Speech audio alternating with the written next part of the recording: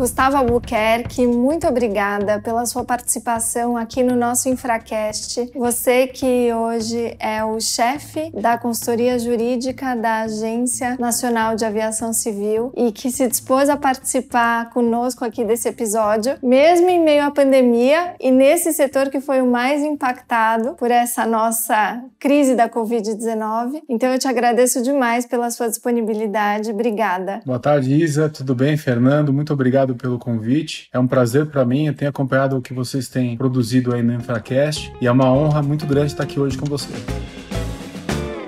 Você sabe que durante a pandemia a gente fez umas reformulações, a gente até conversou contigo sobre isso, sobre o formato que o Infracast vai seguir e parece que é super interessante que a gente fale um pouquinho de forma segmentada sobre alguns dos setores. A gente acha que não tem setor mais pertinente do que o setor de aviação, de infraestrutura aeroportuária. Então conta um pouquinho pra gente sobre esse setor e sobre o papel da ANAC nesse setor, em especial depois das rodadas de concessões aeroportuárias.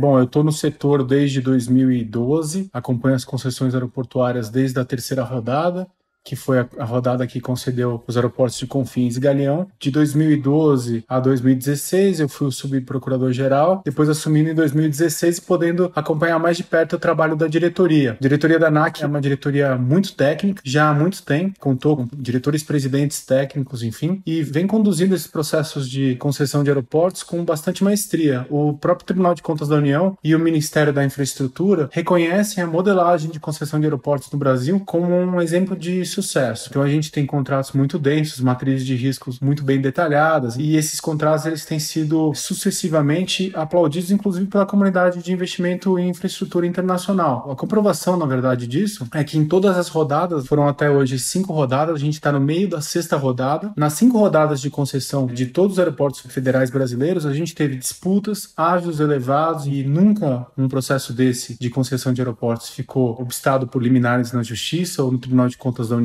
Nunca houve uma paralisação de um processo de concessão de aeroportos por discussão, ou seja, é um processo muito denso, muito rico, né? E a agência é protagonista nessa política pública, né? Ela figura como poder concedente e, portanto, ela é responsável pela condução do processo licitatório e também é responsável pela condução da gestão dos contratos de concessão. Isso é o que eu posso falar nesse momento, do quão bem sucedido foi o modelo. Está em xeque e o xeque desse modelo não é nenhum equívoco na sua modelagem, nenhum vício grave nos contratos ou dos editais, e sim a crise que a gente enfrenta hoje na infraestrutura mundial e especialmente no setor aéreo relacionada à pandemia do Covid-19. Efetivamente os contratos, quando foram modelados e foram pensados, enfim, não imaginavam, né, que a gente teria déficit de redução de demanda de 90%, 95% em vários meses sucessivos, como é o que está acontecendo agora, que a gente teria uma retomada totalmente incerta, fechamento de fronteiras, isso tudo não era imaginado por nenhum de nós há 1 ano, 2 anos atrás, e a gente está falando de contratos que começaram a ser licitados em 2010, 2012, 2016, que foram as rodadas anteriores. Então a gente realmente está se vendo muito sob teste, né? Mas isso tem sido também bastante instigante para a gente pensar soluções que não são as mais triviais e nem mais corriqueiras do direito administrativo comum, e sim a tentar alcançar alguns conceitos econômicos aplicados ao direito. Isso é muito importante. A gente tem debatido, inclusive, aspectos da análise econômica do direito em contratos de concessão de infraestrutura, uma coisa muito pouco utilizada na jurisprudência brasileira, a gente sabe disso. Então a gente está se forçando a pensar e repensar o tempo inteiro as medidas e soluções possíveis para manter de pé as concessões. O nosso objetivo principal, a agência tem esse objetivo, a Advocacia Geral da União também, e os ministérios, acho que todos os players do lado do poder público têm o objetivo principal de manter as concessões de pé, manter os contratos de pé e seguir em frente. Ninguém tem interesse nesse momento por uma questão de simples literalidade contratual, enfim, ou a dura e fria aplicação da norma ou da lei, extinguir concessões, acabar com sociedades de propósito específico. A gente não tem essa vontade, não é desejado isso, porque sabemos todos que a crise que se abalou sobre todas as concessionárias, ela realmente não está relacionada a um mau plano de negócio, uma má condução da concessão, e sim a problemas que afetaram a todos nós, né? Muito interessante isso. Antes da gente adentrar nos temas da pandemia, porque a gente sabe que a ANAC foi a primeira agência agência a adotar um conjunto de medidas a enfrentamento da pandemia, inclusive flexibilização de alguns índices de desempenho contratuais, etc. A gente queria te ouvir. Mas antes de te fazer essa pergunta, talvez possa ser a próxima, sem querer direcionar a sua próxima pergunta, viu, Isa? Eu queria saber, um tema que é muito interessante no setor de aviação e de aeroportos em especial, é a questão de concorrência entre aeroportos. A gente, em outros setores, costuma entender que você tem um monopólio natural, você tem que garantir aquele monopólio e que não há grande concorrência. Mas no setor aeroportuário, a gente sabe, em especial quando você está distinguindo voos nacionais de voos internacionais, que de fato pode existir essa concorrência. O CAD tem algumas decisões aí sobre isso. No exterior, esse tema é muito sensível. E a nova lei de concessões, o projeto de lei de concessões, inclusive, traz uma previsão de autorização para um conjunto de setores da infraestrutura. Inclusive, o setor aeroportuário, há projetos se pensando em autorização e não concessão. Já que você falou de análise econômica do direito, né, eu queria ter um pouco da sua visão e como que isso tem sido pensado na ANAC sobre esse tema. E também como isso tem sido registrado nas diversas cláusulas que foram sendo aprimoradas ao longo da evolução das rodadas, né? A gente também estuda permanentemente esse tema da concorrência entre aeroportos. Claro, já teve acesso a estudos, especialmente estudos da academia, mostram que é possível a gente estabelecer parâmetros que reflitam a concorrência potencial efetiva entre aeroportos. O CAD, como você bem disse, já se manifestou nesse sentido. E nas rodadas precedentes, nós fizemos várias cláusulas. Vou dar um exemplo aqui. Quarta rodada a gente concedeu 4 aeroportos, mas que estavam alocados em 2 blocos regionais do Brasil. Os aeroportos de Fortaleza e Salvador estavam, obviamente, na região nordeste do Brasil, e os aeroportos de Florianópolis e Porto Alegre estavam na região sul do Brasil. O que a gente estabeleceu naquela rodada foi que um mesmo licitante não poderia vencer 2 aeroportos da mesma região. Porque sabíamos que no limite, e é muito provável que isso aconteça, com a evolução dos aeroportos, Florianópolis e Porto Alegre, por exemplo, são aeroportos que potencialmente concorrem entre si, especialmente para vazão de carga, de transporte de carga, porque obviamente se eu tenho uma produção no sul do país e eu tenho uma melhor condição de transportar essa carga, se eu tenho uma tarifa menor em Porto Alegre ou em Florianópolis, e a gente fixa a tarifa teto, e, portanto o operador ele pode, no mais das vezes, estabelecer flexibilização em tarifas para poder atrair a demanda, e a mesma coisa no Nordeste. Na terceira rodada, que foi a rodada de Confins e Galeão, a gente previa que os licitantes que tivessem ganhado aeroportos na segunda rodada, que foram Viracopos, Brasília e Guarulhos, não poderiam ter uma participação maior do que 15% nos consórcios vencedores da terceira rodada, porque sabíamos que, obviamente, no transporte de passageiros internacional, os aeroportos de Galeão e de Guarulhos concorrem entre si. Eles são 2 importantes portas de saída e de entrada do nosso país. A gente tem hubs de conexão internacional nesses 2 aeroportos. Obviamente que o passageiro vai poder optar por melhores condições ligadas a um ou outro desses aeroportos. Então, Fernando, respondendo muito francamente a sua pergunta, sim, existe concorrência entre aeroportos e ela pode ser maior ou menor calibrada por efetivamente 2 fatores. A vocação do aeroporto, se é um aeroporto que tem vocação cargueira, se é um aeroporto que tem vocação internacional, se é um aeroporto que tem vocação de hub, enfim, e também a localização geográfica. E aqui eu dou um exemplo muito próximo de vocês aí, né? Os aeroportos de Congonhas, Guarulhos e Viracopos concorrem entre si. Vocês de São Paulo sabem que, a depender do preço da passagem aérea que está comercializada, vale a pena você pegar uma van e ir para Viracopos, se a passagem for realmente muito mais barata em Viracopos, porque você vai gastar 50 minutos aí de São Paulo, a depender do dia da semana que for, ou vale a pena muitas vezes você ir por Guarulhos ou Congonhas, aí depende de uma questão de comodidade, tempo, mas o preço versus a comodidade é aferido por todos, tanto que quando a gente compra passagem para ir para São Paulo, ou vir de São Paulo, muitas vezes a gente olha os 2 aeroportos, né, Guarulhos e Congonhas. Então eles concorrem entre si. Já sobre a questão da autorização, isso se discutiu muito e é possível juridicamente já. A gente tem a previsão na Constituição Federal de que os aeroportos eles são operados diretamente pela União ou indiretamente mediante empresa pública ou concessão ou autorização. E a gente sabe que no regime constitucional brasileiro, a gente tem efetivamente o quê? A União não opera diretamente nenhum aeroporto, né? Ela opera ou através da Infraero, que é a empresa pública criada para isso, ou através da concessão ou a delegação. Ela delega muitos aeroportos a estados e municípios e esses, por sua vez, ou operam diretamente, ou criam uma empresa pública à semelhança da Infraero, ou fazem concessão ou autorização. Então, sim, já existe a possibilidade de autorização para a exploração de alguns aeroportos. E a gente tem, por exemplo, um aeroporto executivo recém-inaugurado na região ali de São Roque, que é um aeroporto importante. O regime jurídico sobre ele é o regime de autorização. E ele é um aeroporto vocacional da aviação executiva, né?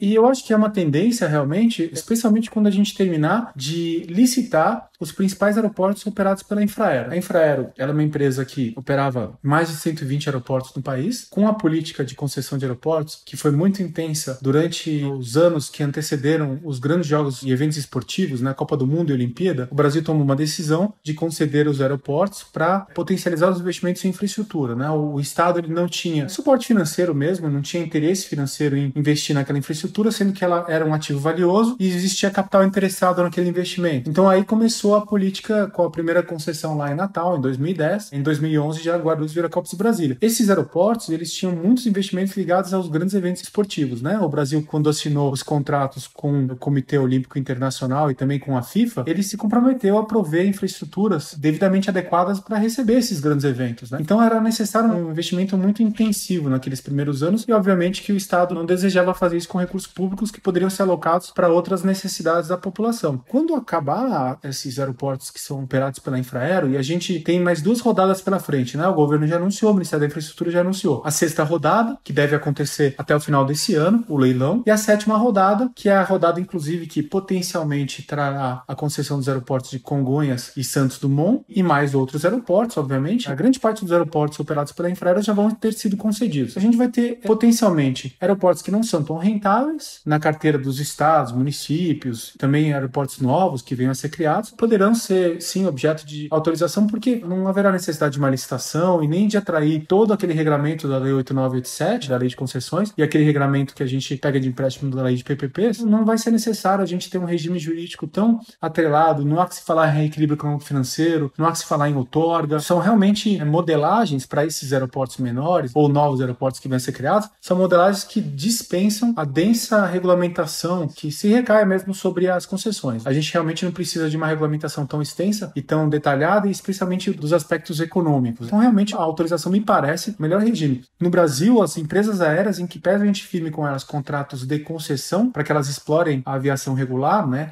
As empresas que hoje voam no Brasil são mais de 7, as mais conhecidas, a Latam, a Gol, a Azul. A ANAC já disse, o TCU já disse, o STJ já disse, são contratos que têm natureza de autorização. Então, realmente, a gente não tem licitação, não tem contraprestação devida ao ente público, não tem reequilíbrio econômico-financeiro, não tem matriz de risco, não tem cláusulas de modicidade tarifária. Pelo contrário, a gente tem liberdade tarifária, liberdade de rotas. Então, em que pese eu firme um contrato que, pela lei, eu tenho que denominar um contrato de concessão para que ela explore a aviação regular, na prática, que é um contrato de autorização. E é isso que vai acontecer com a infraestrutura também no futuro. Muito legal. Faz a sua pergunta, senão os nossos ouvintes vão achar que ele que define aqui o conteúdo que eu falo. Faz eu complemento. Não, já até esqueci, agora você fala. Se você pode contar um pouquinho, eu achei ótimo esse panorama que você deu, ele tangenciou pontos super importantes e que trazem o ouvinte justamente para esse universo da infraestrutura aeroportuária. Como a gente falou no começo, esse foi o setor que possivelmente mais sofreu com a pandemia. E a gente sabe que você, muito didaticamente, lançou um timeline dos eventos que decorreram a partir da pandemia e dos atos relacionados a esses eventos, tanto por parte da ANAC quanto por parte dos demais atores que são protagonistas aí nesse setor. Você pode contar pra gente um pouquinho de cada um desses eventos, quais foram as medidas correspondentes? E se você puder também trazer nessa sua explicação didática, como sempre você é, um pouquinho sobre o que aconteceu com os aeroportos, em especial da primeira rodada, que você mencionou bastante nessa sua fala anterior. Viracopos é um deles, mas enfim, se você puder ir contando pra gente sobre os términos antecipados e as relicitações, seria bem interessante. Vamos lá, Isa. Eu vou tentar separar a resposta dessa tua colocação em 2 partes. Uma falando sobre as medidas que foram adotadas em razão da pandemia Covid-19 e depois eu vou falar um pouco sobre a crise dos aeroportos, especialmente da segunda rodada, não exclusivamente, os outros aeroportos também têm suas crises, mas esses são os mais impactados efetivamente pela modelagem inicial, inclusive, da segunda e da terceira rodada. Em relação à Covid-19, a decretação de pandemia no mundo, salvo engano, foi no dia 18 de março. Houve um decreto federal, salvo engano, 2 de fevereiro, em que se reconhece o estado de calamidade. Então, sim, reconheceu o estado de calamidade para que houvesse, claro, aquela flexibilização toda que a Constituição e as leis infraconstitucionais permitem em relação às contratações. Obviamente, vocês sabem que o nosso setor ele é impactado influenciado pelo cronograma, assim, das temporadas. Temporada de inverno e temporada de verão. Mundial, inclusive, invertida, né? O Brasil tem uma inversão de temporadas em relação ao hemisfério norte. Ela trabalha em ondas, né? Então a gente tem a hora pico no Brasil, por exemplo, de movimentação de passageiros no aeroporto. É sempre no final de dezembro, próximo de Natal. Normalmente são os dias em que a gente tem maior movimentação de passageiros em aeroportos no país. Então a gente tem Natal, Ano Novo, Carnaval e grandes feriados nacionais, todos eles são picos de demanda. Durante o Carnaval no Brasil, ainda havia uma movimentação praticamente normal, tanto no doméstico quanto no internacional. O internacional já vinha mostrando alguns impactos, porque em alguns países, especialmente da Europa, a gente já tinha uma situação muito diferente da nossa, aqui no Brasil nessa época. Mas efetivamente em março, no começo de março, percebemos claramente que a crise seria primeiro, por assim dizer, desvelada em termos de impacto de infraestrutura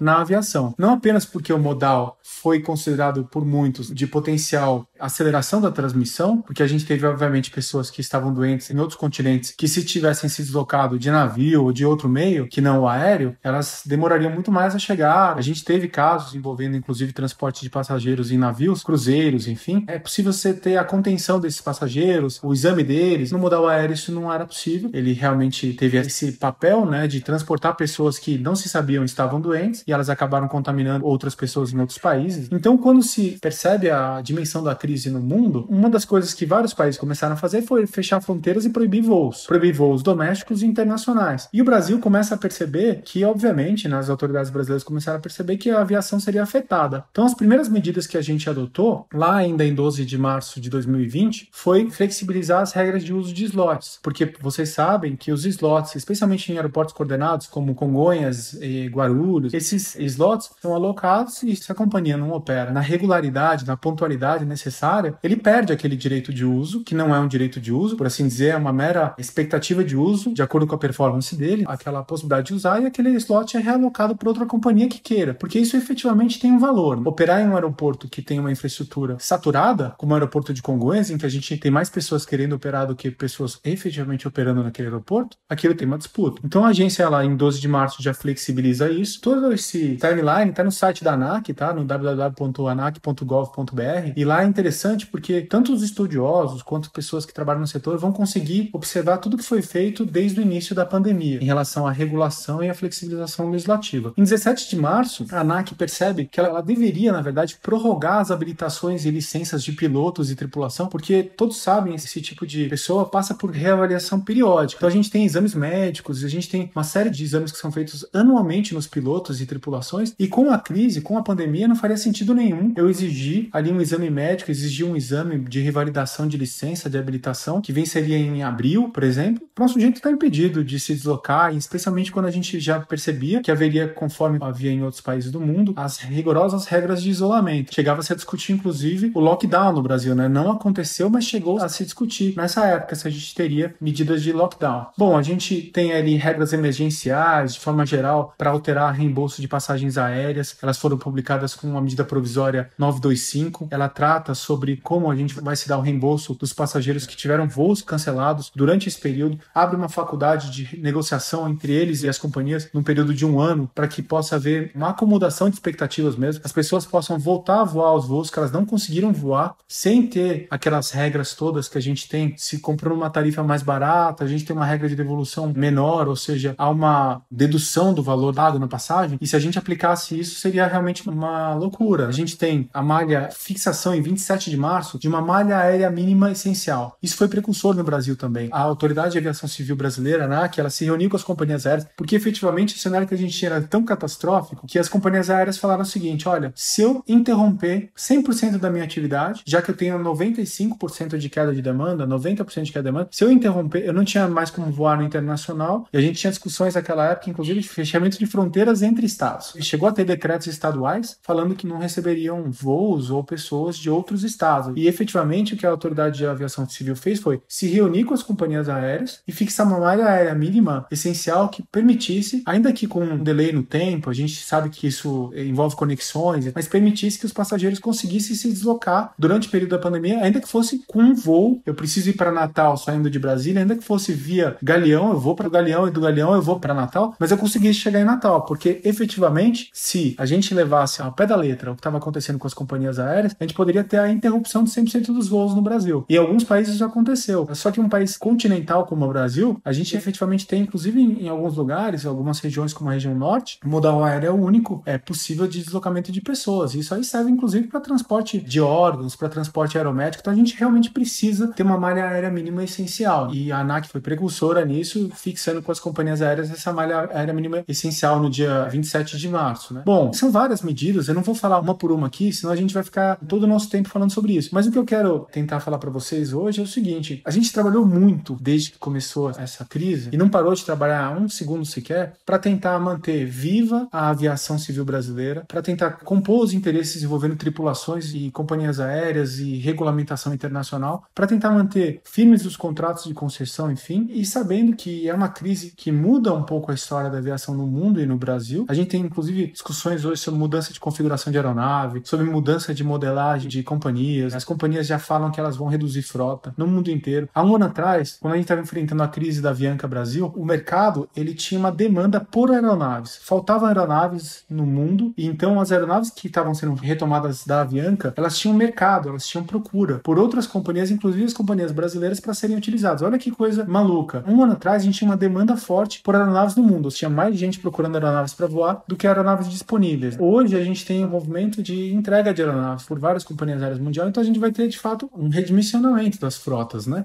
Por quê? Porque as companhias aéreas vão enxugar suas malhas. A gente sabe que isso será necessário por alguns anos ainda. Ninguém sabe dizer quando vai ser retomada a plena atividade da aviação, como foi demonstrado em 2019. Eu tenho uns números aqui estudados. Os números foram coletados pela IATA e pela ACI. A ACI, ela estuda 1.900 aeroportos, mais ou menos, em 176 países. A expectativa é de que fossem transportados no ano de 2020 9,1 bilhões de passageiros no mundo inteiro por esses aeroportos da ACI, que são a maior parte dos aeroportos no mundo. Hoje a expectativa é de menos de 4 bilhões de passageiros no mundo. Então a gente tem uma queda de mais de 5 bilhões, mais de 50% dos passageiros no mundo no ano de 2020. Já estamos operando em redução de demanda de mais de 90% nas aéreas brasileiras e internacionais, mas essa redução vai ter um impacto no mundo das companhias que estão listadas lá na IATA de mais de 315 bilhões de dólares. A gente está dizendo o seguinte, que uma redução de mais de 40% da demanda de passageiros voando por companhias aéreas no mundo. Nenhuma empresa consegue se preparar bem para uma redução de demanda dessa amplitude. Para vocês terem ideia do que eu estou falando, isso foi dito não por mim, mas recentemente em uma dessas lives, o CEO da Latam Brasil lembrou, né, e lembrou um número verdadeiro. Durante a crise gerada na aviação pelo 11 de setembro, no trimestre seguinte, os Estados Unidos observou uma queda de 13% na aviação doméstica norte-americana, porque a modal ficou em xeque, né? A gente tinha questões de segurança, enfim. Nesse trimestre, logo depois da decretação mundial de pandemia, já se chegou ao número de 92% de queda de demanda. Então, assim, a gente estaria falando que o impacto dessa crise é 6 vezes maior do que o 11 de setembro para a aviação daquela época, que foi realmente um dos marcos históricos da aviação mundial. Então, para dizer para vocês o seguinte, que é uma coisa que a gente tem que reagir o tempo inteiro. Cada reunião de diretoria da ANAC é a análise de novas regras, de novas questões regulatórias para manter vivo o setor. E aí, retomando então a pergunta da Isa, primeiro é impressionante, vem à mente um conjunto de perguntas, mas vamos só para retomar a pergunta da Isa, depois eu queria fazer uma outra. Eu falei primeira rodada, mas na verdade sobre a segunda e a terceira rodada, como você tinha colocado.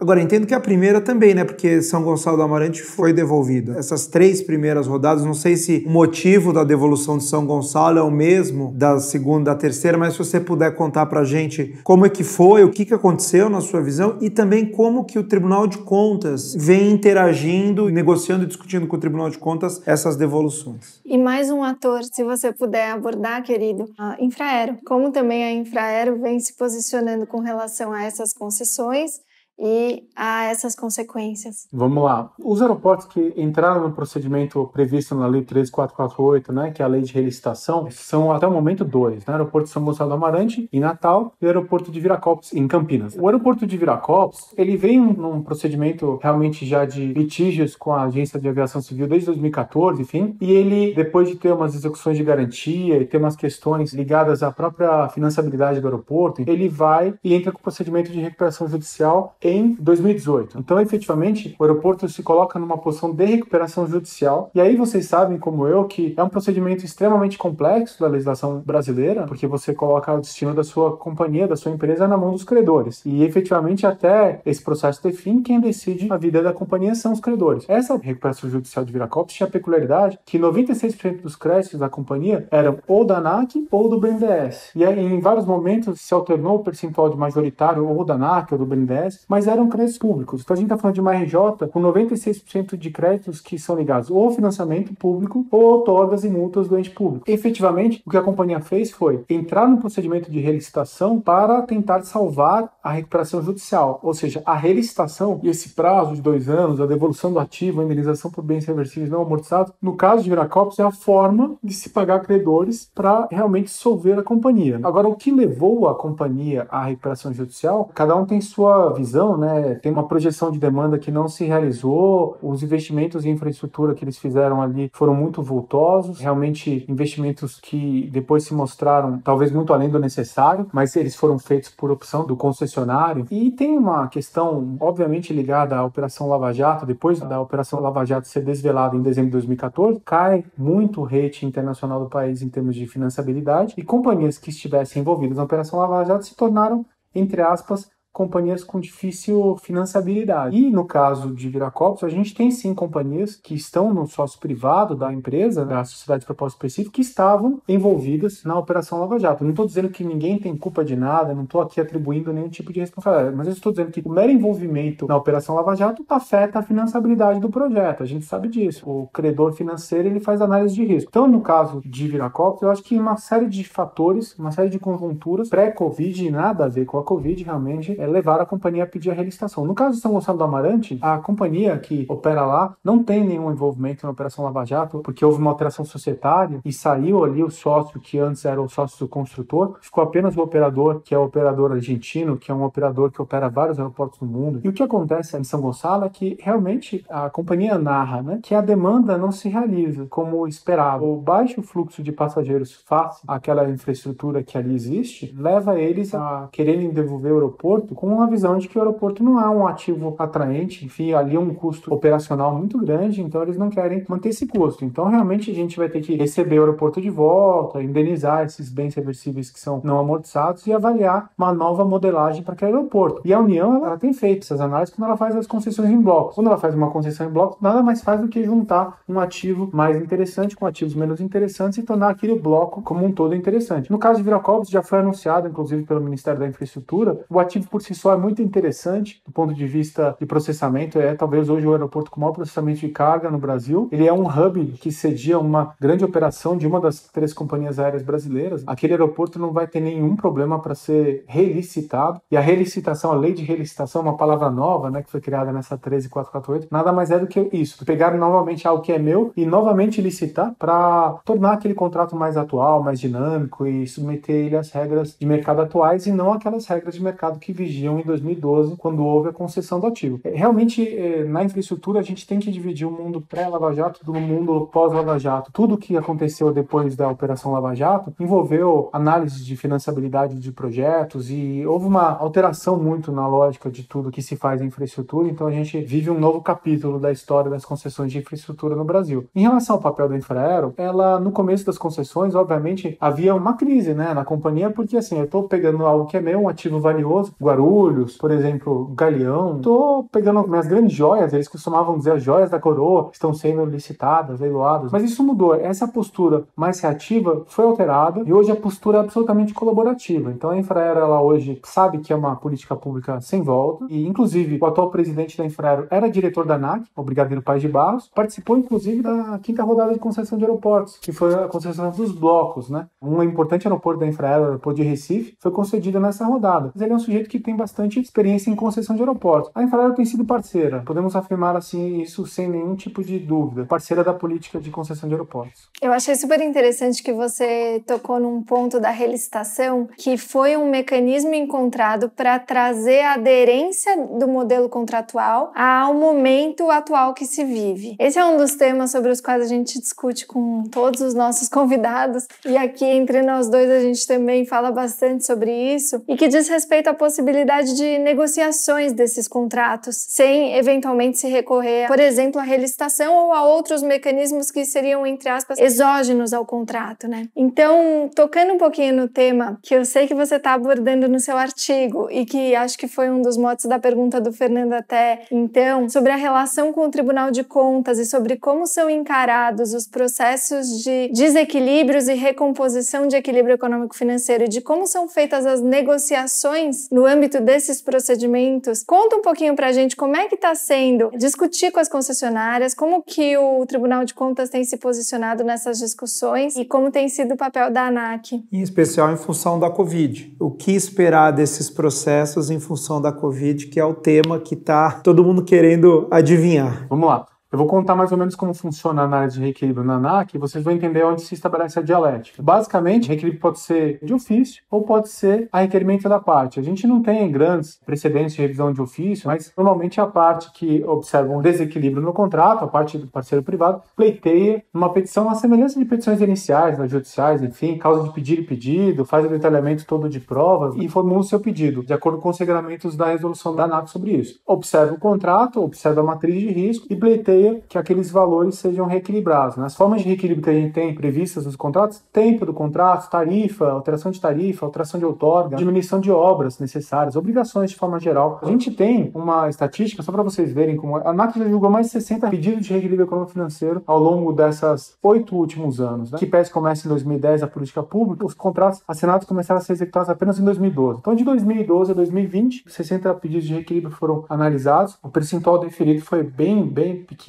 Realmente, assim, a agência é muito rigorosa nas análises. Não é que a agência é reticente, nem ela é rigorosa mesmo na análise, ela é muito dura na análise, porque pedido de reequilíbrio é uma posição do gestor, uma posição muito delicada, né? O gestor tem uma possibilidade ali de 0 ao infinito, então ele tem que ser muito zeloso com a coisa pública. Do percentual julgado e indeferido, que é majoritário esse percentual, mais de 50 desses 60 pedidos foram indeferidos, se não me engano são 4 judicializações até hoje. Então, efetivamente, a gente tem um percentual de menos de 10% dos pedidos que foram indeferidos, que são menos de 10% dos que foram analisados, foram judicializados. Então, na prática, a gente tem mais de 60 pedidos de reequilíbrio, mais de 50 indeferidos e menos de 5 judicializados. O que mostra, na minha visão, que há uma conformidade do parceiro privado, que ele de fato tenta e ele discute, ele tem um legítimo direito de discutir, mas ele não necessariamente vai ter aquilo acatado. Tem gerado muita credibilidade no Tribunal de Contas da União. Então, efetivamente, como a gente já dialoga com o Tribunal de Contas da União em vários estágios ao longo dos processos de concessão, o TCU ele participa da construção da matriz de risco, né? Ele participa da formulação do bid inicial. Ele faz análise de VPL ali com a gente quando a gente está saindo para um leilão e numa modelagem de outorga fixa ou variável. Então eles sabem, a análise do Tribunal de Contas da União sobre contratos de infraestrutura é muito diferente de uma análise de licitação, né? Que ele pega e analisa a posteriori tudo que foi feito e avalia ali a postura do gestor. Ele, na verdade, ao longo de toda a licitação, o TCU ele participa e interage com o poder público. Efetivamente, da nossa parte, a ANAC nunca teve nenhum procedimento de tomada de contas, nenhum tipo de procedimento de glosa pelo Tribunal de Contas da União e nenhum tipo de questionamento no Tribunal de Contas da União sobre nenhum pedido de reequilíbrio econômico-financeiro, deferido ou indeferido. Nunca houve, não há um precedente administrativo de questionamento, o que indica que o poder público concedente de aeroportos tem andado bem, realmente, né? Agora, nossa expectativa é que, com a implementação das cláusulas arbitrais, e a nossa vontade é colocar essas discussões todas em arbitragem. Então, tudo que for reequilíbrio indeferido ou deferido em parte, menos do que o parceiro privado almeja, nossa intenção é discutir em arbitragem. Para isso, a gente já mudou a cláusula da quinta rodada, todos os reequilíbrios indeferidos são discutidos em arbitragem, caso haja controvérsia. Na sexta rodada, a cláusula que está em audiência pública também prevê isso. E a gente chamou os 10 aeroportos da primeira à quarta rodada para aditivar os contratos para colocar a cláusula arbitral já nesses termos, né? Por enquanto a gente conseguiu aditivar o contrato de Salvador, mas a nossa ideia é aditivar todos os contratos. E eu vou te dizer algo que eu disse, inclusive, recentemente em outro debate, que se houver hoje uma controvérsia envolvendo um reequilíbrio econômico-financeiro de um dos contratos de concessão e o concessionário topar, a nossa intenção é firmar um compromisso arbitral e discutir isso em arbitragem. Porque, efetivamente, a gente sabe que o judiciário, ele, com a quantidade de demandas, enormidade de demandas e de temas que eles têm para analisar,